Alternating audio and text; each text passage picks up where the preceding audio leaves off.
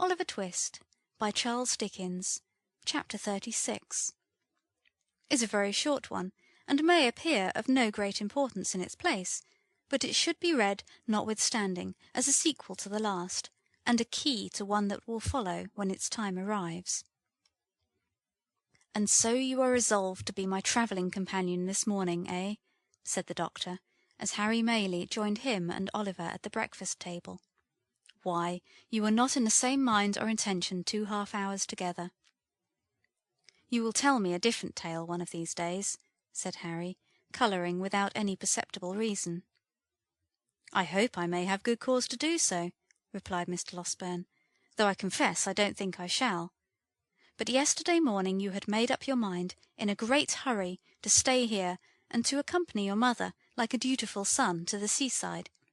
Before noon you announced that you are going to do me the honour of accompanying me as far as I go, on your road to London. And at night you urge me with great mystery to start before the ladies are stirring, the consequence of which is that young Oliver here is pinned down to his breakfast, when he ought to be ranging the meadows after botanical phenomena of all kinds. Too bad, isn't it, Oliver?" "I should have been very sorry not to be at home when you and Mr. Maylie went away, sir," rejoined Oliver. "That's a fine fellow," said the doctor. "You shall come and see me when you return. But to speak seriously, Harry, has any communication from the great Nobbs produced this sudden anxiety on your part to be gone?" "The great Nobbs," replied Harry, "under which designation I presume you include my most stately uncle, have not communicated with me at all since I have been here, nor, at this time of the year, is it likely that anything would occur to render necessary my immediate attendance among them." "Well," said the doctor, "you are a queer fellow. But of course they will get you into Parliament at the election before Christmas, and these sudden shiftings and changes are no bad preparation for political life. There's something in that. Good training is always desirable, whether the race be for place, cup, or sweepstakes."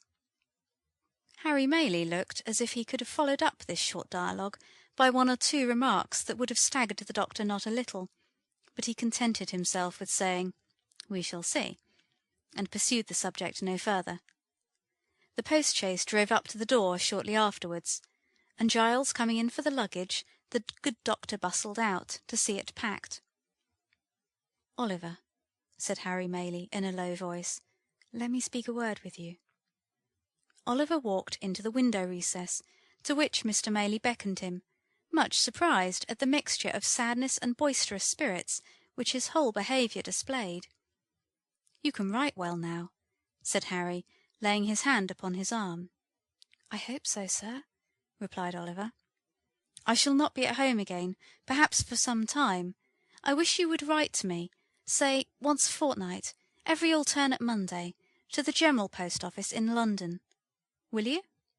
"Oh, certainly, sir, I shall be proud to do it," exclaimed Oliver, greatly delighted with the commission. "I should like to know how my mother and Miss Maylie are," said the young man, "and you can fill up a sheet by telling me what walks you take, and what you talk about, and whether they, I mean, seem happy and quite well. You understand me?" "Oh, quite, sir, quite," replied Oliver. "I would rather you did not mention it to them," said Harry, hurrying over his words, "because it might make my mother anxious to write to me oftener, and it is a trouble and a worry to her. Let it be a secret between you and me, and mind you tell me everything. I depend on you." Oliver, quite elated and honoured by a sense of his importance, faithfully promised to be secret and explicit in his communications. Mr. Maylie took leave of him, with many assurances of his regard and protection. The doctor was in the chaise. Giles, who it had been arranged should be left behind, held the door open in his hand, and the women servants were in the garden looking on. Harry cast one slight glance at the latticed window and jumped into the carriage. "Drive on!" he cried. "Hard, fast, full gallop! Nothing short of flying will keep pace with me to-day." "Halloa!"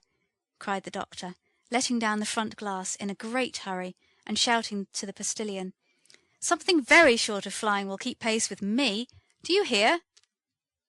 Jingling and clattering, till distance rendered its noise inaudible, and its rapid progress only perceptible to the eye, the vehicle wound its way along the road, almost hidden in a cloud of dust, now wholly disappearing, and now becoming visible again, as intervening objects or the intricacies of the way permitted.